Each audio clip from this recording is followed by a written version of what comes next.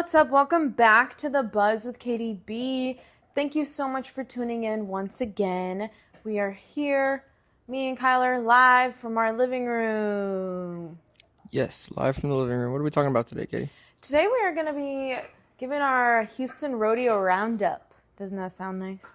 Houston Rodeo Roundup. So, we went to the rodeo 3 times this year. Houston Rodeo is the culmination of everything. Yeah, it lasts for half a month. No, 3 weeks, so 3/4 of a month. Yeah. Which is insanely long. But they bring in some damn good people. Some not so damn good. It's like for a Texas artist to be able to like play the star stage at the Houston Rodeo is a pretty big thing. Yeah. Like people dream of doing it. Icons have played it. But what's also weird is when you ask people we've interviewed multiple people on this podcast here. What's your dream venue? It's never been a rodeo. That's pretty crazy. I've just noticed that. Yeah, I think though some don't realize. I also think they don't take that into perspective. If you're booked for the radio, you're mainstream enough to where you're not an independent where people like to be. Yeah. Which is another thing. Like I know, we'll get into who we saw and everything, but some people it's their first time at the rodeo. Sometimes they don't sell the said place out, and they might not come back again for that reason. Or they might come back in a couple years once they're bigger. It depends. I mean. It's a crazy event. A lot of stuff going on. All volunteer based. It's a pretty crazy thing to The thing is, watch. I think for outsiders' perspective, coming in, me, outsider perspective. This was Katie's. It's my second. Second time, second year of the rodeo? Yeah. It's I think, I knew what, the Houston Rodeo was, but I also, didn't, I knew, obviously it was a big deal in the Houston area and it when it happens and stuff because I'd see things about it, but actually coming in now and being a Texan, you can actually you get how big of a deal it is, especially for this area. And I think that it's more than just a rodeo, obviously, because there's the concerts that happen, but there's so much more. It's a big giant carnival is going on. There's lots and lots of food. They have there's kids barbecue. Showing animals. There's kids that have submitted art. There's barbecue championships. There's cook-offs. Vendors, yeah. It's you spend a whole day at the rodeo.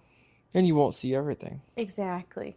Because there's any given night there's controversially probably a minimum five stages that have live music all going on at the same time. Tons of committees, tons of people, tons of after parties, tons of pre-parties. You just can't do it all. It's a place too where if you don't like people, you're not gonna have a good time.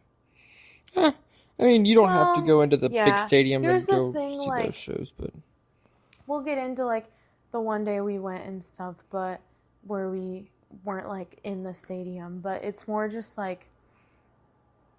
you can go for the rides if you just want to go for the rides. And a lot of people do. We parked people with kids there.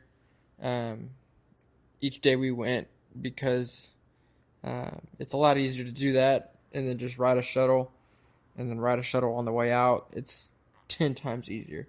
But it's just funny getting on that shuttle. You notice everybody that you're dressed up to go to a country concert, and there's people that are not dressed up wearing comfy clothes because they're going on rides. Yes, there's people in sweatpants and in their Birkenstocks, and it's just I'm in a cowboy hat. What the hell am I doing here? I look like the odd one out. But it's just a culmination of everything. But yeah, it's just it's everybody shows and sees the Texas State Fair in Dallas, Fort Worth area, or wherever the hell that's at. This is Houston's version of it. Yeah, is it the world's largest rodeo? I don't. Let me see here. Hold on. I might be wrong. I don't think Um, that's correct. But it's been around a long time. That's why it's so like iconic, you all know? right, the Cheyenne Frontier Days in Cheyenne, Wyoming is the daddy of them all. But It's just iconic, like for but the Cheyenne Texans. Frontier Days is 10-day event. Woo. But yeah.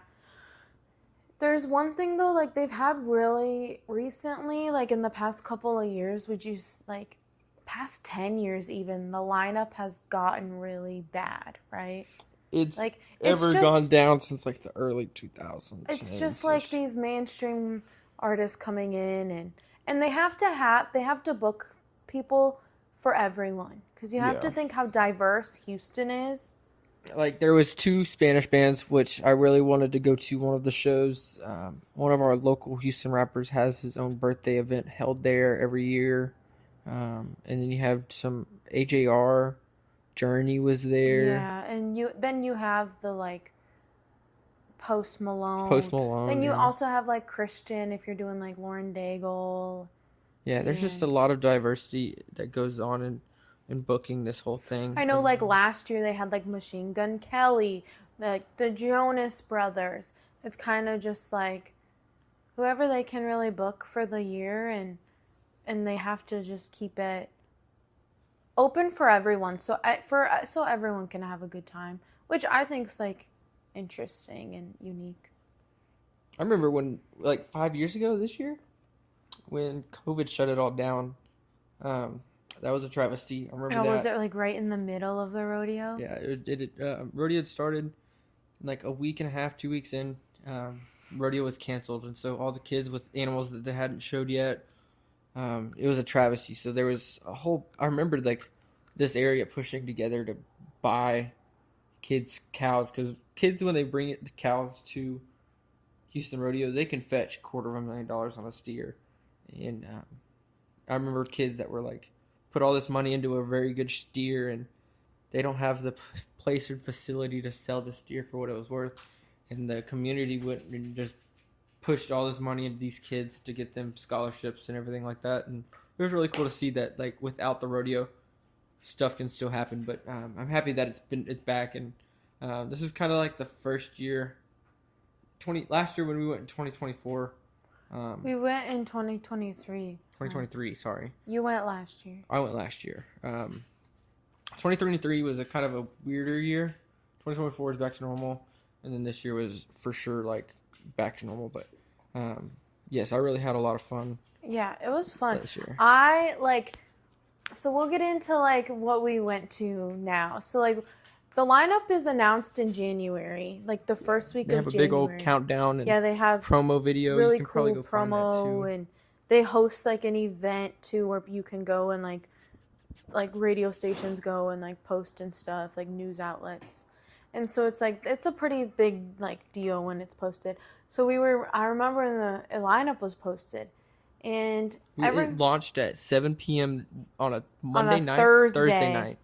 Yeah. And me and Katie kept refreshing our feeds on Instagram, waiting for the link to watch the video. We opened the link and if you know me, like literally in the 8th grade, we had to make bucket lists before we went on to high school. Like 50 things on a bucket list. 14-year-old Katie's running out of ideas. She goes, what are concerts I want to see? It's always been like my thing. I want to go. I need to see Reba in concert. Like that is my queen. Creme de la creme. Yeah, my queen of country music. And it like I feel like a hug from her would like heal all the darkness in my life. Just like boo, Reba. Anywho, so big Reba fan. And so when Kyler like his video was ahead of mine, and so he was like, Reba, I like freaked out when it was announced, like jumping up and down. I was like, oh my gosh, I finally get to see Reba, who I've literally been waiting to see since 8th grade. Yeah. What? Yeah, so we went to Reba was the opening act. She opened the rodeo, not like the opening. Yeah, yeah. Imagine she was the opener. But Reba was the The first and the last shows are typically like their big bangs. Like, look who we can pull in. And I remember George Strait closed a couple years ago, and he hadn't played there in a while. And they He always try to closed get the it big out. names. He closed it out the last year in the Astrodome. That wasn't his last year at the rodeo. I know, but like I'm telling you, yeah, on that big Wall of Fame thing, he was that. it was also cool to see because this was Reba's 20th performance at So there was a really cool the poster. The Rodeo. Her first performance at the rodeo was back in 1984 when she played the Astrodome at 28 years old. Now she's pushing 70. And she just played her 20th show at the Houston Rodeo, which we went to. And that was pretty cool to see. And it was packed. Obviously, it's Reba. And we were way up in the nosebleeds, but we still genuinely had a really good time. I will say... Shoes, if you hear that sound, Duncan is emptying his whole entire toy bin right now. He chose a loud bone, so we'll see how that goes. So, I will say, as someone coming in, like, going to the rodeo, sometimes the atmosphere, like, why does everyone sit? Like, I'm sorry, like if it's Reba McEntire. I understand we were way up in the nosebleeds, but, like, everyone was just, like, even when we were down in the 100s, everyone was just sitting. People do. It's just, like that's weird to me. I don't know. I'll just say this. I think people, it's a long trek up those damn ramps to get to said seats. It is. And if you are down in the lower bowl, it's a lot of steps to get down to said seats. And it's a long walk into the stadium and park and walk, and I totally understand. You have to think about, like, when you go to a small show, you're parking in the parking lot at the venue, and you're walking in, and there's your show.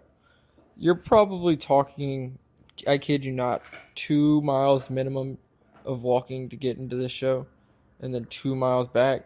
I understand why people sit, but... At the same time, I'm just in the headspace of stand up, have a good time. If your favorite artist is performing at the rodeo... Katie did not stand for Reba. No, I didn't. Because everybody left early for Reba, so we could get home because we had to work the next day. It's also weird because rodeo on the weekends perform at, like, they start the rodeo, which lasts like 3 hours at like 2:30, and then the music starts at 6, and it'll run till like 7. Yeah, so like you're on the weekends, it's done early. Yeah, you can get out of there on a Sunday and go. Reba was on a Monday. A Tuesday, sorry. And she didn't get on stage until 9 o'clock and didn't get off until 10:30. And I left, we probably left at like 10:15, probably 2 songs. Like at like 12:30. Yeah, we got home at like 12:30. It was pretty hectic. But we had a long day that day. I had taken off for work. We went and got Duncan some shots. Duncan had to go to the vet. We went and just had appointments. It was just... I went and got a new driver's license, and then we went to Cactus Music, and we went and listened to Charlie Crockett's listening party. That was dope. We were exhausted. I fell asleep on the way home. It was just a time. Yeah. But it was worth it. Like, I got to see Reba. It was good just to cross it off. I got it. We also got a sick poster from that show. Yeah. Katie got a shirt. It's just like, I'll probably never have the opportunity to see Reba again. So it's like, we had to take it while we, obviously. 100%. Well, it's a lot of fun. Enjoyed it a lot. We ended up going back like the next week to the rodeo, but on a Saturday, because a good friend of ours who has been on the podcast before, who Kyler's wearing his hat right now. This is my work hat. The one and only Parker Ryan. And if you guys know, he's a good friend of ours. We've seen him countless number of times. It was announced that he was playing a pretty big stage. So they not the biggest stage. So there's like a ranking of stages. Let me see if I can find the different stage names. But you have the star stage, which is like the biggest one. That's in the actual stadium. That's in the stadium, yeah. And then they have all the stages like outside. Like you can go there and just see random live music, which is cool. another girl that I had on the podcast, Adara Kay, played there too. So like, that was really cool. So the stage that we saw him at was called the Junction stage, which is like the third biggest, or maybe the fourth biggest. I'll say I'll say third actually. The first one is the Star stage, and then it goes to the Hideout, which is like a VIP, ultimate club like VIP experience. Like you have to have a pass to get in, volunteer to get in, and it's held after the original concert. Yeah, so it can be played late at night. So it's not the most fun thing to go to, but it's not too bad. But Parker played the Junction stage, which is like the one right below it. So yeah, it was really cool. He definitely had a really good crowd of people. There was, I would say this, as a people watcher, always have been, always will be. There was some crazy people in said crowd. Yeah. There was Parker played one song, and there's a dude in full goth and dread that just came through and just like started moshing by himself and yelling, and then walked off. And I was like, yo, that was an experience. But that's the thing, like, Houston rodeo is so diverse. Houston is so diverse. And the things you see people wear and everything, it's insane. But back to the point, like, there's so many different kinds of people who were just there listening to him. Like, just, they're like, oh, who's this guy? And it's just Parker Ryan, like, you know, and it's really cool for us to see because, like, he's grown to be a friend of ours. So just, like, the fact we were there to see him play this stage at the rodeo, only had to pay. It was last show from his bassist, Mr. Josh Secca. But love our Josh Secca for real. It was really cool. Like, and Parker's family was, like, whole entire family was there. It was really neat, and it was really cool to see. And I had some pickle pizza, and it was really, really good, but it was expensive. But yeah. And I have call it a business expense. Yeah. It was worth it. It was for the TikTok. Yeah, it was for the TikTok. It was for a business expense. But it was a lot of fun. And Parker played our favorite unreleased song. It was dope. Like, you guys, this song is so good. So I'll tell you this. They had they started at 7:30. They're set to, like, the Junction stage is anywhere from they say 7 to 10 on the thing. And that's when you can catch the window of live music. Typically, artists aren't playing for 3 hours. I'm gonna say unless you're Taylor Swift. Yeah, you're not playing for 3 hours on this side stage because you got to pack in, pack out, take all your family pictures and everything like that. He started at like 7:30 and probably ended his set at 9. He played for a while though. I was like, I don't think I've ever seen him play that long. I mean, it was probably an hour and a half. Yeah, but regardless. Because usually when we see him as an opening slot, but which is awesome that he had a headline spot or whatever. But there was enough people in the crowd to where when he got off, everybody was asking for another one. And me and Katie have been listening to this album for 2 months now. January, we crazy. Got it. But what is it? The fourth track? Third. It's the third track. We were driving home, and I was like, literally ecstatic hearing this for the first time. We both were like, "This is so this good." one rips. Like, we just kept replaying. Yeah, we were like, "Yo, let me hear that one again." And I've always asked for this at a live show, and Parker's never been confident. He has a killer riff in this song, and he was like, "I don't know." Well, if it happens, it happens. The thing is, he says that, but then he literally killed it. Yeah. It's like he literally went back to the back. They were talking about what song they were wanting to play. Bless Mr. Kyle Garrison, his drummer. He made the audible call to go for Greedy, which I've asked for multiple times, and this was the first time they played it live, and so I had to set my phone up, got a good video of it. We were going off. It was to cool. Say the least. So, it was really fun. Also, the dude that like showed me, like, or not showed me, but like a dude that I know is a big fan of him. We got him a vinyl, and we shipped that out to him, which is pretty cool. And got him a koozie. Yeah. But like, regardless, like, it was cool to see Parker play there, and like it was cool to see Trav in a cowboy hat. Yeah. Yeah. But it was really cool. And, Parker's, like, from the area. Not from. But, like, Yeah. his family lives in the area.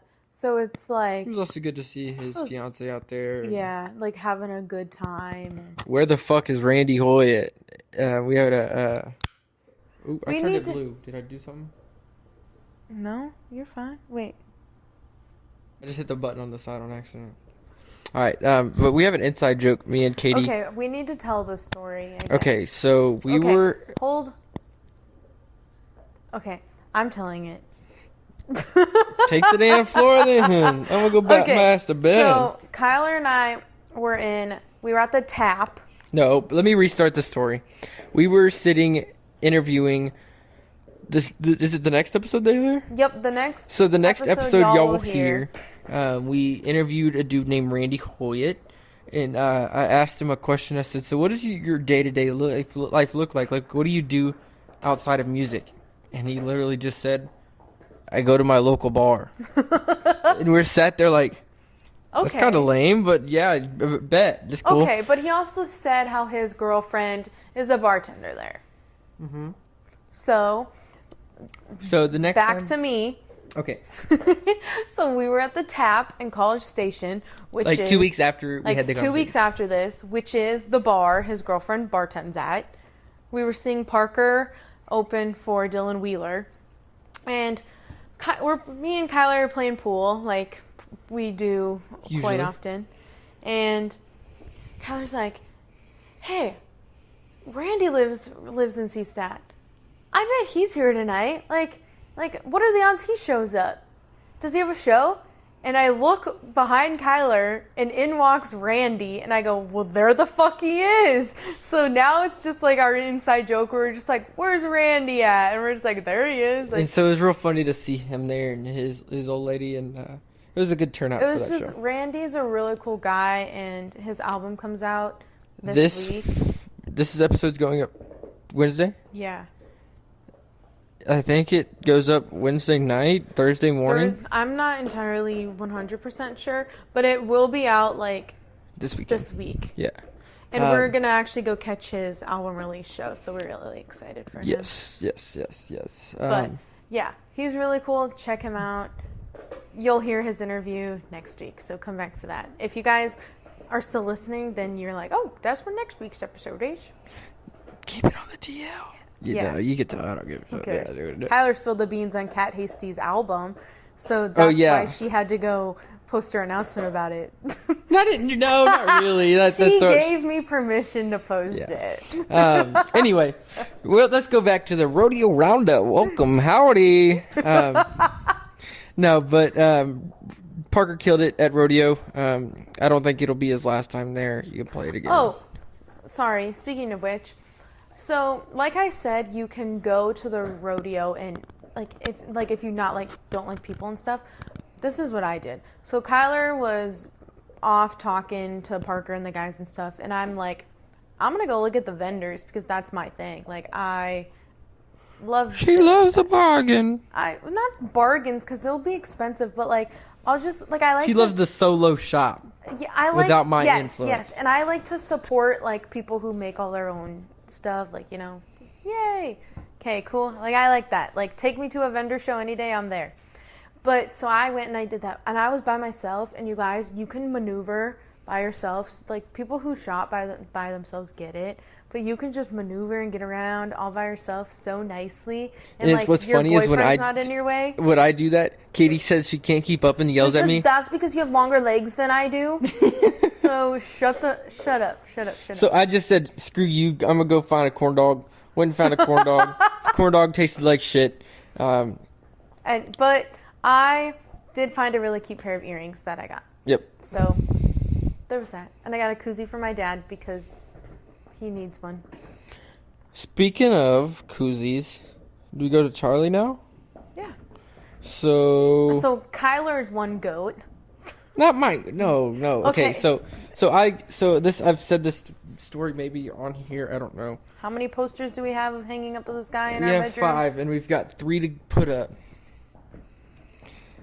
Charlie Crockett is a very big fan of. I've got a lot of his vinyl. I've got a lot of his posters.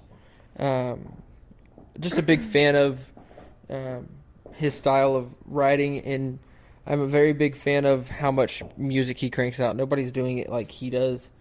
It's very 70s Willie and Waylon, and just pumping music out, which I'm a big fan of. Like, I'm always been salty of not living in Willie and Waylon's discography period. You could say they still have a discography period to Willie and dropping albums last year and everything like that. Dude, but that's a bunch of malarkey if you're dropping a new one. He did? I think he's gonna. Shit. But if you were living through the 70 albums that him and Cash and everybody else put out when they were putting out those crazy numbers, you really had it like the prime time. Like, people always go back and say, like, I remember listening to this album, but like being born after that time, I feel like it's all a mush to go back and sit through all those albums, and it can be overwhelming. You're talking 10, 15 hours minimum to go through all of those albums. And it's just not a thing I want to do, because I got other stuff I want to listen to and do, and so it's just something that's never really wanted to come across my mind is what I wanted to do. I'll listen to the hits, but I won't listen to damn near everything. But going through and listening through Charlie's discography for the past 5-6 years that I've been really appreciative of how quick he turns out music, and being able to live through his discography. It's just like there's nobody else like him in this industry. You could say people that are signed to multi-million deals, or he just does what he wants, and I think that's the beauty of it. And anyway, just make the circle a circle. Duncan keeps dropping his damn bone, and I'm about to slap him on the ass because he's fucking everything up. Duncan, just lay your down. Damn bed. Anyway, back to the point. Show me. Yeah, he had to come show Katie his bone and show him how proud he is of it. Anyway, Charlie Crockett, my first concert was 8 days after my 21st birthday. I didn't want to go catch shows prior to being 21 because I didn't want to have the anticipation to go to a show and then realize it was 21 and up, and then just be blue-balled that everybody else was going and I wasn't going. So I was like, screw it. I'll just wait till I'm 21 and I'll hit it hard. Charlie Crockett was my first concert I went to. He played at a bar in San Leon, or is it San Leon, or is it, I'm going to say whatever it is. Give me a second. He played at this bar. This bar was maybe 200 people. Hold on. Seabrook, Texas. Little ocean town, like down where we are. And this said bar he played has now since floated away in a hurricane. And so it's pretty crazy to say that, like, the place I first saw this dude doesn't exist anymore due to Mother Nature. Like, it's crazy to sound. But ever since I saw him live, I was hooked. Most of the time he does come down here. I'm working nights, and he plays weekdays. So that kind of sucks. But I did say this. I finessed him twice. I bought a ticket to when he played 713 Music Hall. I had a $20 coupon. I paid for the nosebleeds seated. There was nobody checking GA tickets, and so I paid $8 for the $28 seat with a $20 coupon. I paid $8, and I snuck my ass onto the floor. And I got 2 posters that night. So I paid for my ticket in posters and merch and directly to the artist. I mean, it's a merch cuts. Merch cuts. Fuck all the... Fuck merch cuts. Anyway, I paid for more than I should have, I guess. And then that was the last time I'd seen him. And then he announced he was playing the Houston Rodeo, and he posted a cool graphic. And anytime Charlie posts a cool graphic for a show, that's his poster. First off, like, Kyler missed when it said Charlie Crockett in the video, and I go, Charlie Crockett? No, mine started buffering, and so, like, I couldn't see. I was like, why did it stop? And Katie just yells Charlie, and I'm like, what? You're like, no way. Charlie Crockett's not playing. Yeah, I was thinking it was somebody Charlie else. Like, I couldn't even think of who, but Charlie Crockett was not my first guess, because Charlie's, like, I get it, he's a Texas artist. He should be able to sell a crowd here, but he just doesn't have the There notoriety were of a the. lot of people there. There was quite a bit. He doesn't have like the notoriety of, like, I'll say this, like, I'm not a fan of any people I'm about to list, but this is the people that play at Rodeo: Luke Bryan, Brad Paisley, Jason Aldean. He doesn't have that pull and esque to him. But I was really surprised to see them pull. How we were crowd. saying earlier, how diverse the rodeo can be, and I'll say the crowd. I'll say the crowd that was seated, enjoying the show, was a very diverse crowd, because you also have to look at Charlie Crockett. He's a very diverse individual, too. Yeah, I agree. Just like, I don't know. It was like, even when we went to his listening party, the different type of people that were there for that. So it's like, he does have a wide variety of fans. Because he's not just country artist. No. He's a blues, soul, crazy. He has could a do lot anything. of variety in fans and music, everything like that. As a person I'm not the biggest Charlie Crockett fan. I think that's just because Kyler just knows all the albums, has been with him, but like I have not. So, and I don't want to go back and listen to. No offense, but that's just go berate her and tell her that she's missing out on a lot. Like, I'm just like, I listened to his recent album. Okay, at least I knew some of that. Okay, Kai. I'm just saying, as a person who's not like the biggest Charlie Crockett fan, not just because of person, just because of me. Okay, I don't listen to the guy. He was really good. Like, it was really cool to see, and it was fun. I had a lot of fun. We actually finessed our way. Yes. So one thing about Houston Rodeo is bots don't know who's who in the rodeo sphere and what type of crowds they're going to pull. So when tickets get announced...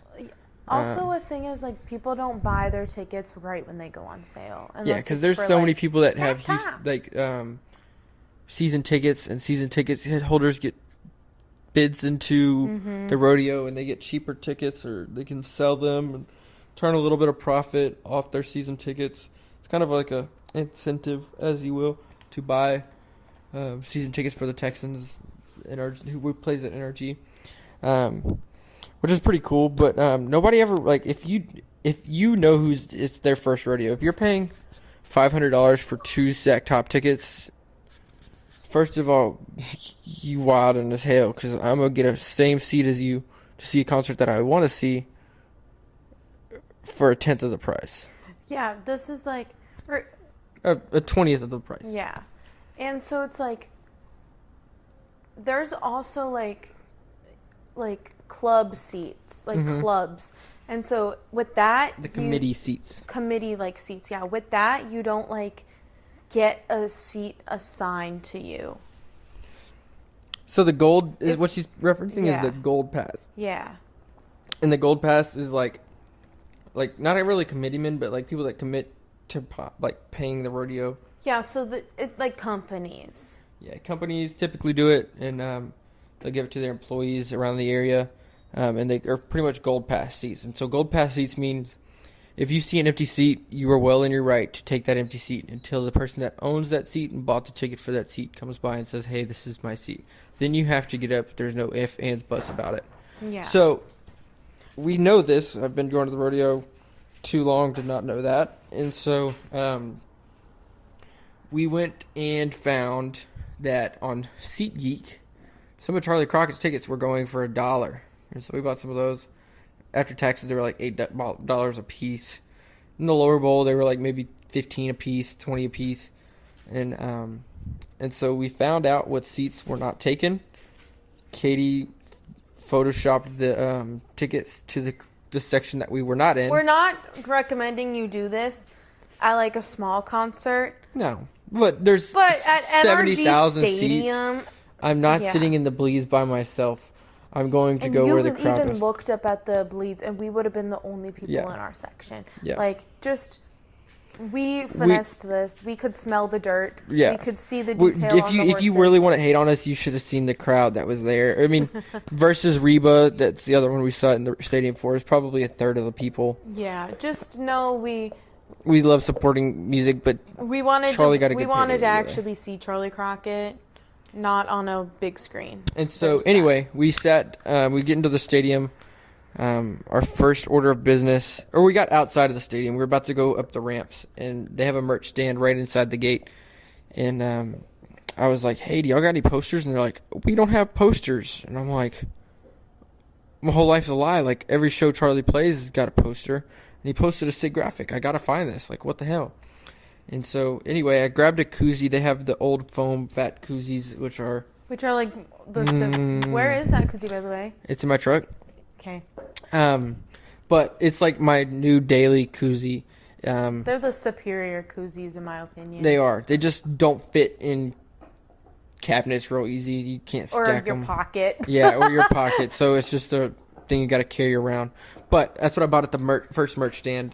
And then we went inside, got up to where we were not supposed to be, but we sat anyway.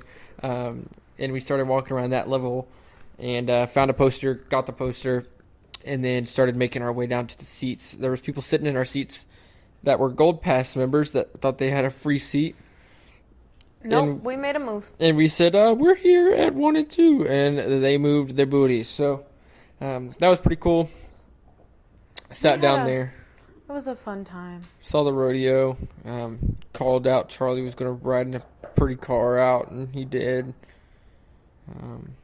Played a killer set. I really hope he cuts Jukebox Mama. If you've not seen Charlie live, he's very energetic. Also, he got out on one of the points. So the star, like they call it the star stage. It's the like a shape of a star, and in the middle of it, it has a circle that rotates. So like everyone can like view the stage. View it. Yeah. Also, kid you not, like 2-3 days before Charlie played, Journey played that same stage and had an electrical fire, so we didn't know if it was really going to happen or not. But that was pretty crazy to see that they still went on with it. Yeah, it was cool. It was a lot of fun, actually, except I got sick. Yeah. Because we didn't eat dinner. We just had snacks, and that got me sick. Yeah. And just not eating protein. The peanuts don't count. Peanuts are protein. Yeah, but we need everything else that goes with it. Still didn't agree with my tum-tum. But It was a lot of fun. This year's rodeo, we had fun, and we hope next year's lineup's good. I hope next year they bring out some great people on the outside. I mean, I'm all for sitting in a stadium, enjoying a show. But I think if they can pull like a Magoogie outside, would go crazy. Yeah. Yeah. Sierra Farrell at Rodeo would go crazy. I don't think she'd do it. You don't think so? I don't know. I don't know. But yeah, we had a lot of fun regardless, and Sturgill at Rodeo next year would go insane. That would be crazy. Yeah. All right, that's our rodeo roundup, and it's rounding up now. Get your cattle.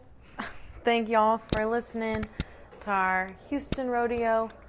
Do we want to tell people anything at the end?